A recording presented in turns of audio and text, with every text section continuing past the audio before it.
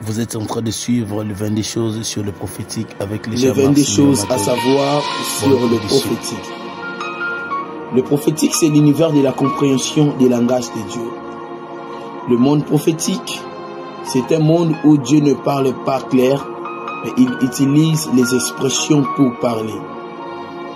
Le prophétique, c'est la capacité d'apporter les cœurs de Dieu au peuple en leur révélant ce que Dieu médite dans son cœur. C'est comme ça qu'il est écrit. La gloire de Dieu, c'est de cacher les choses, mais la gloire du roi, c'est de sonder les choses. Le prophétique, c'est la pensée de Dieu déposée dans les pensées de l'homme, permettant à l'homme d'opérer à un moment comme étant un omniscient sur la terre des hommes. Celui qui exerce le prophétique opère comme le Dieu omniscient sur la terre, capable de connaître tout ce que Dieu connaît, de méditer ce que Dieu médite dans son cœur et de manier les pensées de Dieu par ses pensées. Celui qui opère dans le prophétique opère avec les langages de Dieu, qui se manifestent par les visions sous forme des paroles imagées de Dieu, par les voix audibles sous forme des paroles réfléchies de Dieu qui nécessitent une interprétation. Toute voix ou toute vision que tu reçois dans l'univers de prophétique n'est pas forcément la voix de Dieu. Parce que, opérant dans l'univers des voyants, nous nous exposons face à toutes les voix spirituelles ou des esprits. Vous pouvez écouter les esprits des êtres vivants habitant dans le monde spirituel, mais cela ne veut pas dire que c'est la voix de Dieu. C'est pourquoi tout prophète a besoin du Saint-Esprit, car lui seul peut t'amener à comprendre la voix de Dieu et à t'expliquer. C'est pourquoi Jésus pourrait dire à Pierre, ce n'est ni la chair ni le sang qui t'ont révélé, mais c'est le Père qui vit dans les cieux qui t'a révélé. Le prophétique, c'est l'univers de la compréhension des prémonitions. Tout prophète opère avec l'esprit prophétique. Et cet esprit prophétique, à des fois, ça arrive sous forme de prémonitions, qui s'intitulent des types de pressentiments qui montent dans le cœur de l'homme, des désirs, des paroles ou des pensées cachées derrière vos pensées. Le prophétique ne s'émane pas seulement par les visions, par des prémonitions ou par des voix audibles, mais aussi par les songes. Celui qui opère dans les songes n'est pas faible que celui qui opère dans les visions. Le prophétique s'opère par des circonstances. Cependant, Dieu parle tantôt d'une manière, tantôt d'une autre, et l'on ne prend point garde. Dieu peut te parler par les circonstances. Dieu peut utiliser un événement. Il peut utiliser un problème dans le pays ou dans la famille afin de te parler. Avant que l'homme devienne le message de Dieu, le Seigneur utilise sa vie comme étant un exemple à suivre. Le prophétique, c'est un monde de décisions célestes qui traverse des ondes et des fréquences et qui s'installe dans les sentiments de l'homme qu'on appelle le prophète. Ce qui fait que tout prophète doit être un homme qui est consacré à Dieu. Consacré à Dieu ne veut pas dire prier. Prier n'est pas synonyme de la consécration. La consécration, c'est le fait de passer tout son temps dans la présence de Dieu. Ce qui veut dire qu'il faut avoir plus le temps auprès de Dieu qu'au milieu du peuple.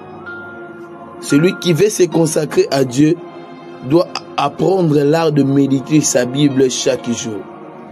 Celui qui veut se consacrer à Dieu doit s'assurer de se sacrifier volontairement, d'aller sur les montagnes, de faire des exercices, de voyager en esprit à chaque fois s'il veut rencontrer les dieux qu'il prie. Car l'heure vient et il est déjà venu où les vrais adorateurs adoreront le Père en esprit et en vérité. Celui qui veut se consacrer à Dieu doit établir une alliance avec les dieux. Dieu étant sacré, il n'opère qu'avec ceux qui sont sacrés. Et l'alliance fait partie de ceux qui veulent travailler avec les dieux du sacré. Tout prophète visant à opérer avec les dieux de précision doit aussi établir une alliance au préalable avec ces dieux. C'est cette alliance qui te connectera avec Dieu et qui te révélera ce que le cœur de Dieu pense. Tout prophète sera toujours exposé à la peur. La peur d'aller plus loin lorsqu'il reçoit un message, la peur de se tenir devant les gens, la peur de libérer un nom, la peur de libérer un numéro de téléphone, et c'est ce qui permet aussi au diable d'entrer et de commencer à opérer en toi. Tout prophète sera toujours combattu par l'humanisme et qui est le fruit de l'impudicité, de l'orgueil ainsi que du convoitisme. Et tout ce qui va aider le prophète à pouvoir s'en débarrasser, c'est sa consécration à Dieu. La consécration à Dieu diminue l'orgueil, nous épargne de l'impudicité ainsi que de toute voie de convoitisme. Chers prophètes, écoutez-moi bien-aimés, désirant opérer dans le prophétique, vous ne pouvez jamais écouter la voix de Dieu en public si vous n'avez jamais écouté sa voix en secret.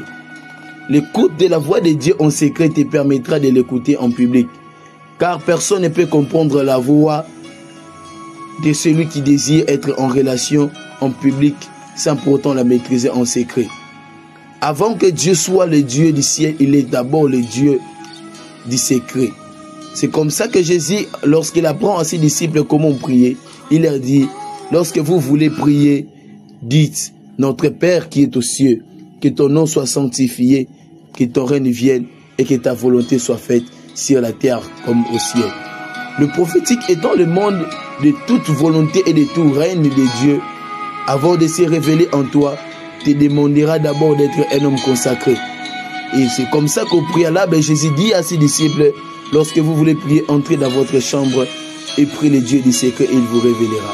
Avant que le Dieu manifeste son règne et sa volonté, il t'exigera d'abord une chambre à entrer. Et c'est dans la chambre que tu maîtriseras sa voix, tu comprendras quand il te parle. Dieu ne peut jamais se révéler à sa mère en public s'il ne se révèle pas à lui d'abord au silo. Manifeste le Dieu du sacré, tu le vivras dans le public.